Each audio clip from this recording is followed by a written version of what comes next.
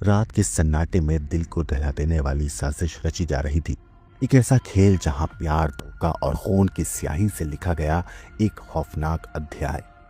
मेरठ की इस कहानी में हर कदम पर छिपा है एक ऐसा रहस्य जो आपको अंदर तक हिला कर रख देगा। 4 मार्च की रात एक घर में हलचल थी, लेकिन वो किसी खुशी की नहीं बल्कि मौत की आहट थी। सौरभ राजपूत, एक पूर्व मर्चेंट नेवी अधिकारी, जिसे इस बात का बिल्कुल अंदाजा नहीं था कि उसकी सबसे बड़ी दुश्मन कोई और नहीं बल्कि उसकी अपनी पत्नी है। मुस्कान, वो नाम जो कभी मोहब्बत की पहचान था, अब वो विश्वासघात और बेरहमी की मिसाल बनने वाला था। उस रात खाने में नशीला पदार्थ मिलाया गया। सौरभ बेसुध पड़ा था और तभी दाखिल हुआ उसकी मौत का दूसरा किरदार, साहिल। वो शख्स जिससे मुस्कान ने अपने ख्वाब जोड़े थे, लेकिन उन ख्वाबों की बुनियाद इंसानी लाश पर टिकी थी।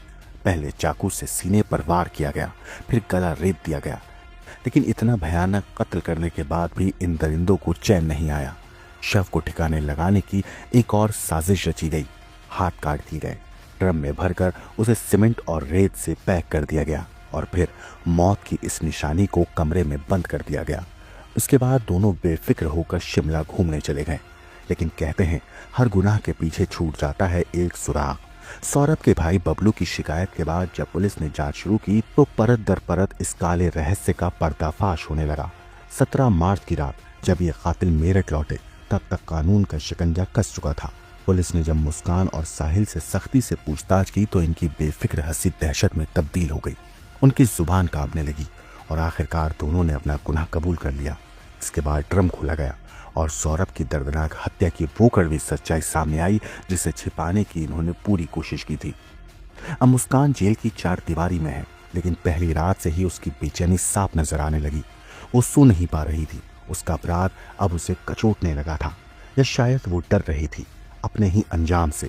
मगर सवाल ये है, क्या ये पछतावा सच में था या फिर उस सजा का डर जो अब उसके सिर पर मंडरा रही है। मेरठ के ये खौफनाक हत्याकांड एक ऐसी मिसाल बन चुका है जहां प्यार के नाम पर रिश्तों की बर्बादी की इबारत लिखी गई। कौन था असली गुनहगार, मुस्कान, साहिल या वो अंधी मोहब्बत जिसने एक मासूम की जान ले ली। आपको बता दूं कि अपने पति सौरभ राजपूत की बेरहमी से हत्या करने वाली पत्नी मुस्कान की जेल में पहली रात बेचैनी और पछतावे में बीती।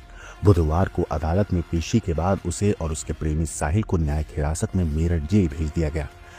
जेल में मुस्कान पूरी रात सो नहीं पाई और उसने सुबह का नाश्ता भी नहीं किया। मीडिया रिपोर्ट्स के मुताबिक दावा है कि मुस्कान ने जेल अधिकारियों से कहा कि उसे अपने किए पर पछतावा है। आरोपी मुस्कान को जेल में महिलाओं की बैरक में रखा गया, जबकि साहिल को पुरुष बैरक में।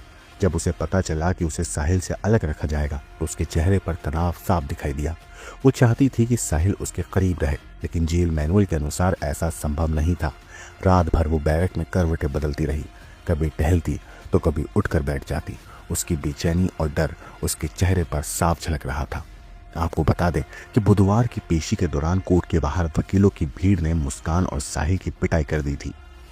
साहिल के बाल खींचे गए और उसके कपड़े फाड़ दिए गए। पुलिस ने बड़ी मुश्किल से दोनों को भीड़ से बचाकर कोर्ट रूम तक पहुंचाया। इस घटना ने मुस्कान की दहशत और बढ़ा दी है। पेशी के दौरान जब मीडिया ने उससे पूछा कि उसकी मांग में भरा सिंदूर किस ग्राम का है तो उसने पहले घूरा, फिर नजरें झुका ली और कोई जवाब नहीं दिया। वैसे मेरठ के ब्रह्मपुरी थाना क्षेत्र में 4 मार्च की रात इस दिल दहला देने वाले हत्याकांड को अंजाम दिया गया। पूर्व मर्चेंट नेवी अधिकारी सौरभ राजपूत फिलहाल लंदन में एक बेकरी में काम करता था और कई महीनों के बाद भारत आया था। सौरभ अपनी पत्नी मुस्कान और उसकी प्रेमी साहिल की साजिश का शिकार बन गया। मुस्कान के साहिल शुक्ला से प्रेम संबंध बन गए थे। दोनों ने सौरभ को रास्ते से हटाने की साजिश रची थी। 4 मार्च की रात मुस्कान ने सौरभ को खाने में नशीला पदार्थ दिया था, जिससे वो बेहोश हो गया। इसके बाद उसने साहिल को घर बुलाया और दोनों ने मिलकर पहले चाकू से सौरभ के सीने पर वार किया, फिर गला रेत कर उसकी हत्या कर दी। शव को ठिकाने लगाने के लिए उन्होंने सौरभ के हाथ काट दिए और अगले दिन बाजार से एक बड़ा प्लास्टिक ड्रम सीमेंट और रेत खरीद लाए। शव को ड्रम में डालकर सीमेंट और रेत से भर दिया गया और उसे कमरे में रख दिया। हत्या के बाद बेफिक्र आरोपी शिमला घूमने चले गए और 17 मार्च की रात जब वो वापस लौटे तब तक पुलिस जांच में तेजी ला चुकी थी।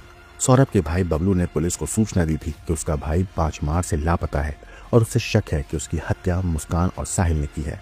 रिपोर्ट्स के मुताबिक इसके बाद ही पुलिस ने सख्ती से पूछताछ की और फिर दोनों ने अपना गुनाह कबूल कर लिया।